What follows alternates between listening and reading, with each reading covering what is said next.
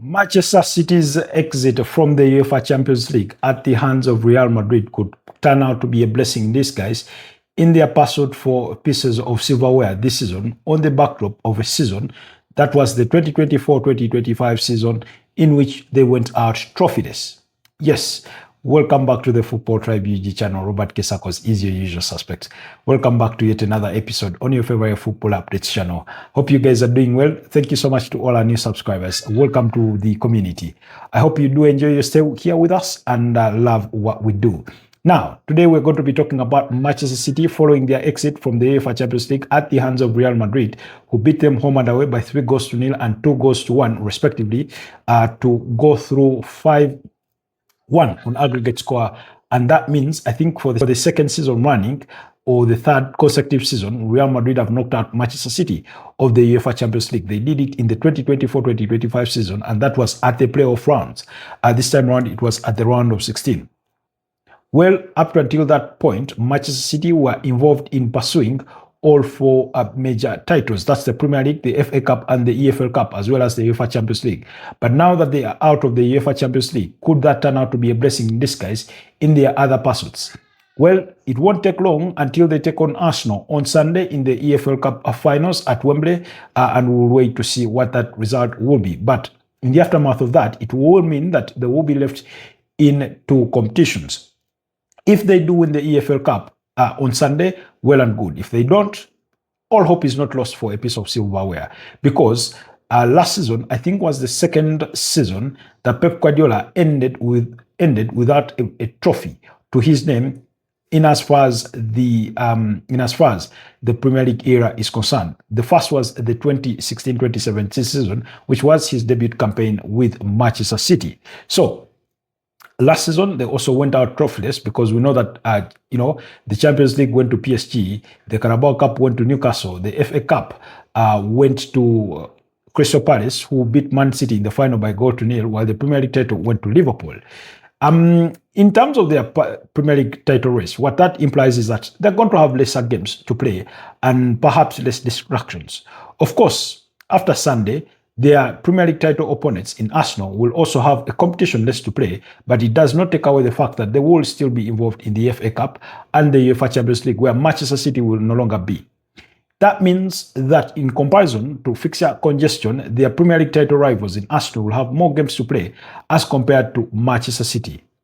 For example, next on Sunday is the final between the both sides, Arsenal and Manchester City. After that, we will be going out for the international break. And when we return from the international break, both sides will be playing in the quarterfinals of the FA Cup, with Arsenal making the trip to St. Mary's Stadium, where they'll play at Southampton, while Manchester City will be at home to play against Liverpool. After that, Arsenal will have an away trip in Portugal, where they will play Sporting Lisbon in the quarterfinals of the UEFA Champions League, while Manchester City will remain at home, waiting to play their weekend fixture in the Premier League that will be against Chelsea. After playing Chelsea, meanwhile, on that same weekend, Arsenal will be expected to play Bournemouth at home. That's at the Emirates Stadium. And subsequent to that, they will host Sporting Lisbon in the return leg of the quarterfinals of the UEFA Champions League. Released, Manchester City will be a rested team as they were to welcome Arsenal the subsequent weekend at the Etihad Stadium for their Premier League encounter. That's for the weekend, I think, of April 18th, April 19th, thereabout. Now, Manchester City do have a game in hand, but that game in hand is against Crystal Palace, who are still in the round of 16 of the UEFA Conference League.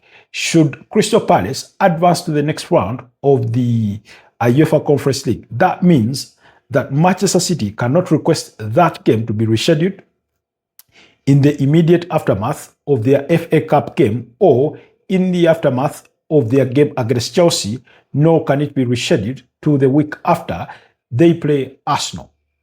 But we'll have to wait and see. But most probably, it could be actually scheduled in the weekend after they play Arsenal. The point I'm trying to make overall is that Manchester City are going to have lesser games to play. What does that mean? It gives you an advantage in terms of resting time, in terms of recuperation, in terms of reorganizing yourself to face your next opponent. The unfortunate bit for Manchester City is that they're already 6 points behind Arsenal in terms of the Premier League title race. In any case, It's actually 9 points, but because Manchester City have that game in hand, I've simply made the assumption that let's assume they've won that game against Crystal Palace. It's not a given that they will win it, but they are capable of winning that game. Whereas all big teams have the dream to compete in all major titles and possibly win them, I do not think Manchester City will have celebrated exiting the UEFA Champions League just because it gives them a little bit of an advantage in pursuing their Premier League title and perhaps the FA Cup. No. But nonetheless, it does not take away the fact that it becomes a blessing in disguise when you have lesser games to play as compared to your opponent. We have spoken about Arsenal's responsibilities. We have seen weeks where they have had to play in 4 different competitions. For example, over the weekend, they played against Everton. Midweek, they played in the UEFA Champions League. Over the weekend, they will play the finals of the EFL Cup. And subsequent to that, in the aftermath of the international break, will be a game in the FA Cup. So, those responsibilities, especially at the back end of the season, where fixtures come thick and fast, for as long as you remain in all other competitions, it does pose a challenge. It does stretch out your squad. Yes, Arsenal may poise themselves as one of the team with a good squad depth, but it does not take away the fact that too many games can take a toll on certain players. It's not too far back ago that we sat here and talked to you about the fatigue that was within that Arsenal, 11. As we speak, they do not have Mikel Merino. He's out through injury. Juan Timber went off in the first half in their victory against Everton through injury. Their captain, Martin Odegaard, has been sidelined through injury, while Leandro Trossard and Ben White are players that have recently returned from injury. So injuries become a factor.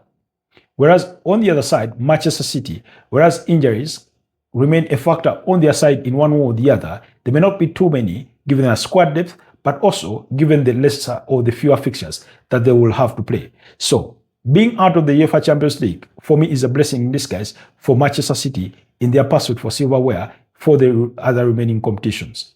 Nonetheless, I do not think that the players that will be playing in the Premier League will be any different from those that have played before, who drew against Nottingham Forest in that 2-2 draw, and subsequently in the 1-1 draw against West Ham United. They're not going to be very different from the players that lost to Real Madrid home and away, irrespective of the fact that they had a red card in their reverse fixture for Bernardo Silva's handball that got him matching orders. So, the fact of the matter is that it does give Manchester City an advantage in terms of fewer fixtures. It improves on your concentration of your energies. But it is not a given that then Manchester City will go on to win all their remaining 8 fixtures, whereas Arsenal will be squandering points on the other side. The Gunners have painted themselves in fair glory, competing favorably. Thus far this season, they've lost only 3 games, losing to Liverpool, Aston Villa, and Manchester United. And on all occasions, once they've gone on to lose those fixtures, they've recovered well. As we speak today, the last time they lost a game was against Manchester United. Ever since then, I think they've played quite a number of games without losing. It's not to say that they won't lose again, but given the trajectory of how they've been dropping points across the entire season, or how they've been losing games, you can see how sporadic those losses fall far between. So, the responsibilities will fall to Manchester City, perhaps to capitalize on their blessing in disguise that they are out of the UEFA Champions League and make it count in a better way than they've tried to make it in earlier parts of the season. However, I cannot rule out that Manchester City can still drop points in other games because, like I've said, it's the same players that have dropped points in those games that I've highlighted that could possibly drop points away to Chelsea, that could drop points against Arsenal when they host them at the Etihad Stadium, because it's not a given that they will beat Arsenal. They could drop points against Crystal Palace. We know that Oliver Glasner is one of those stubborn managers that wants to do a number on the bigger teams.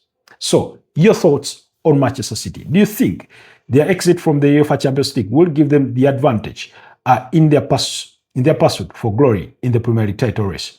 Some people have the school of thought that the Premier League title race is done. I'm not of that view, because I know that for as long as it is mathematically possible for an opponent like Man City, anything can happen. We have seen the script before. In case you need a reminder, go back to the 2011-2012 Premier League title race. that Manchester City won on goal difference at the expense of Manchester United. So, anything is still possible. Your views and thoughts on Manchester City, their exit in the UEFA Champions League, your overall perspective of Pep Guardiola throughout the entire season. Because it is true that Manchester City this season, and by extension last season, have been far different from the Manchester City that we've been accustomed to. That this season, I do not remember if they ever did it, to go on an 8-game consecutive wins run in the Premier League. Not to the best of my recollection. I do not recall it. So, let me know what you think about Manchester City and the remainder of the season. Is their exit from the UEFA Champions League a blessing in disguise, or it's just another mere shortfall in terms of their performances this season thus far?